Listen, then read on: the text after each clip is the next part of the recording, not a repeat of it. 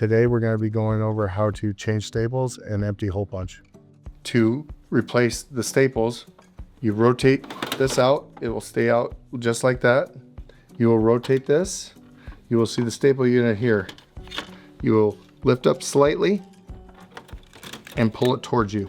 So once you have it out in your hand, you simply hold this with your 2 fingers, pry a little bit of pressure down, and it pops out in your hand.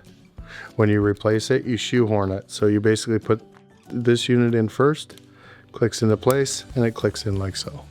When you put it back in, you slide it into place, click it into place like that, close, finish operation. Now if it has a waste punch box, you will open this up. You will see inside there a blue indicator.